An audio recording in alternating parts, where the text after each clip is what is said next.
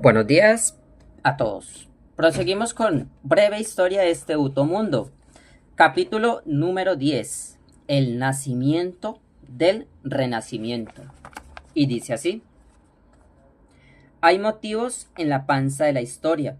Los tipos de imprenta, liberados de las planchas, viven en plena acción. El renacimiento está próximo a nacer. Pronto romperá aguas.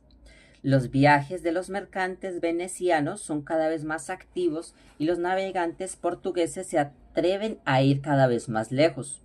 Cristóbal Colón en la cabeza la idea fija de surcar el Atlántico hacia el inexplorado rumbo oeste. ¿Qué significa tanta agitación? Significa que los americanos estamos a punto de que España nos descubra y conviene que nos encuentren bien preparados.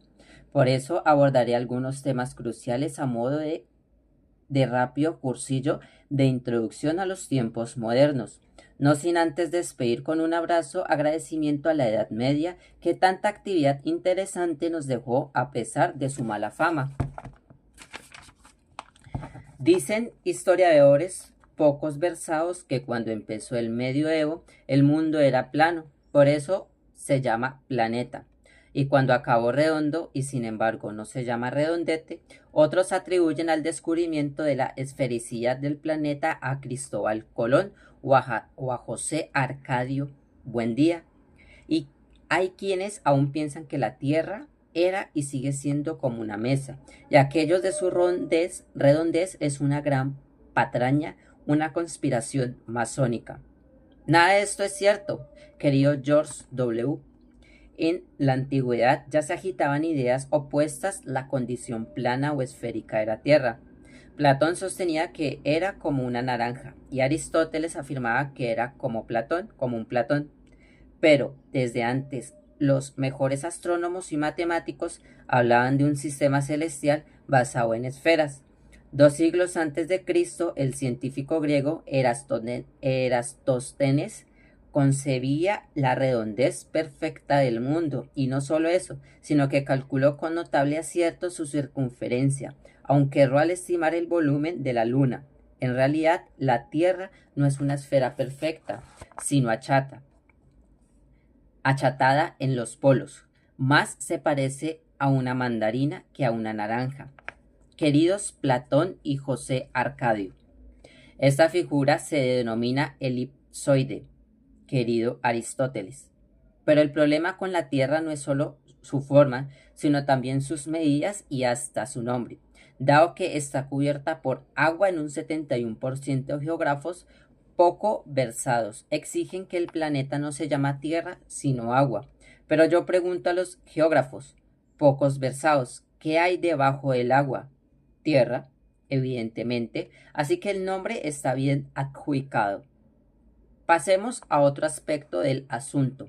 Durante siglos prevaleció la teoría del greco-egipcio Claudio Ptolomeo. 100 después de Cristo, 170 después de Cristo, según la cual la Tierra es el centro del universo y en el entorno a ella gira todo, desde las polillas hasta los planetas y por supuesto el Sol. A la Iglesia Católica le gustó esta propuesta. Confieso que a mí también me parece lógica, pues es evidente que el Sol sale por el oriente y se pone por el occidente, y al día siguiente vuelve a salir por el oriente como si diera una vuelta completa. Pero todo indica que no es así, y que es la Tierra la que gira en torno al Sol. Helio Heliocentrismo se llama esta figura. De todos modos, la Iglesia tachó de herejes y amenazó con torturar a quienes, como Copérnico y Galileo Galilei, afirmaron la teoría heliconcéntrica. Eso ya es abusar. Todo esto nos lleva a declarar que cuando Colón empezó a buscar respaldo para sus planes de llegar a la India por la puerta de atrás, estaba bastante claro que el mundo era redondo, aun cuando los papas y yo creíamos que el sol daba vueltas alrededor de él, porque insistía Colón en enrumbar hacia el occidente para alcanzar el oriente, porque los caminos habituales hacia el Asia, de donde se importaban valiosos textiles y especies para conservar la comida, estaban controlados por los venecianos y los portugueses, Lo que él proponía era explorar una ruta más larga y desconocida, pero más expedita. Pobre Colón, no se imaginaba que en medio del camino estábamos agazapados nosotros, los americanos. La triste verdad es que murió sin saberlo. En 1519, el buen almirante llevaba ya 13 años bajo tierra, cuando partió una misión española, capitaneada por el portugués Fernando de Magallanes y compuesta por 234 tripulantes y 5 naves. Su plan era darle la vuelta al globo partiendo hacia el oeste. 3 años después, lo que quedaba de la expedición entró al Atlántico del Océano Índico. A mano derecha era una sola nave con apenas 18 marineros, entre ellos Juan Sebastián de Elcano, que reemplazó a Magallanes al morir en el este por meterse en una riña tribal en 1521. Se había comprobado que el mundo era redondo, pero sobre todo cruel. Uno de los sobrevivientes del explorador italiano Antonio Pigafetta dejó testimonio del gran momento en que se unieron las aguas del Atlántico y el Pacífico de la esquina sur de América. El 18 de noviembre de 1520 desembocamos del estrecho para entrar al gran mar, al que enseguida llamamos Pacífico, en el cual navegamos durante 3 meses y 20 días sin probar ningún alimento fresco. Vidi da Vinci. Muchas cosas se dicen contra la Edad Media y a favor de la Edad Moderna, que fue la siguiente etapa de este puto mundo.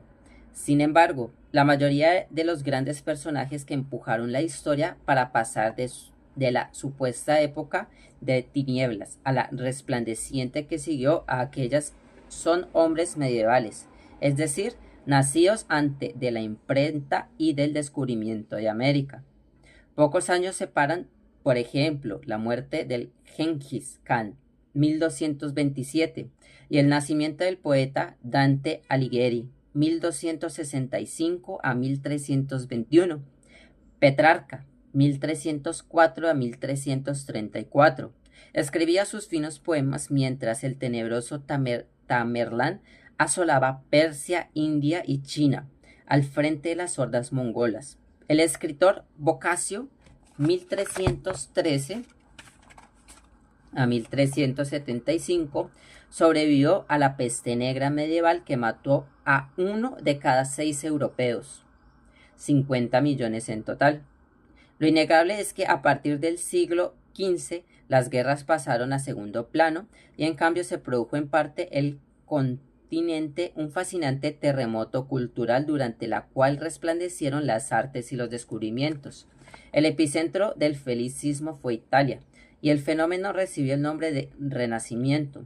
Se destacaron en general las humanidades y, en particular, la pintura, la escultura y las letras. Florencia era una colmena de artistas que puluaban armados de lápices, martillos, cinceles, lesnas, pinceles de diversos tamaños y grandes trozos de mármol. Ocupaban academias, jardines, calles, puentes, cafés, palacios, bares, salones, baños públicos y privados, templos y casas de Leoncinio. El problema era en encontrar un plomero, un cerrajero o un electricista después de las 6 de la tarde. Un hombre que unió todos los oficios se llama Leonardo da Vinci, 1452 a 1519. No solo fue plomero, cerrajero y electricista, sino también talabartero, mecánico dental. Acaba de fabricarse en Bolonia el empaste de muelas. Fresador, impresor. Acaba de llegar de la China el papel. Urbanista, relojero. Acaba de inventarse en Milán el reloj mecánico. Pintor, escultor, músico, poeta, ingeniero, arquitecto, optómetra, escritor, botánico, zoólogo e inventor. Suyos son varios de los más formidables aparatos creados por el hombre, como el helicóptero, el submarino, el dron, el computador, el radio, la televisión, el cohete interplanetario, los zapatos de tacón alto, la minifalda, el servicio a las habitaciones, el iPhone y el cepillo de dientes eléctrico. Genial inventor, pero desvirolado, amanuense, escribía sus hallazgos en letras arrebasadas y diminuta, solo descifrable por él mismo con ayuda de lupas y de espejos. Esto impidió que se conocieran oportunamente sus más ingeniosos artefactos y muchos inventores se le adelantaron en los siglos siguientes en la realización de los proyectos que él legó en el lenguaje cifrado.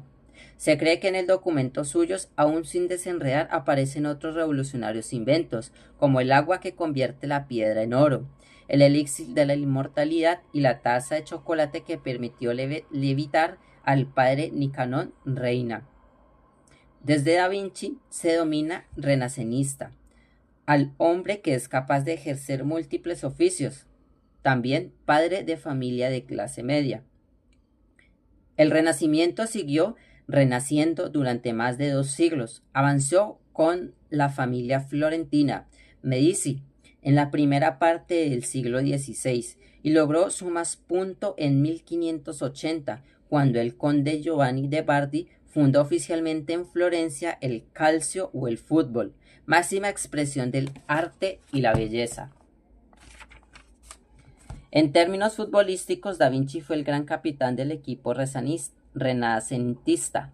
La alineación podría ser más o menos la siguiente. Bueno, voy a colocarlo como un equipo de fútbol. Da Vinci es el arquero. Boccaccio, Caravaggio, Pergini y Giotto están de defensa. Botellini, Donatello y Brunelleschi de mediocampistas y Rafael, Miguel Ángel y Petrarca son los delanteros. Parecía una potente selección de fútbol italiana, o mejor aún, argentina. Muchas gracias. Seguimos con el otro.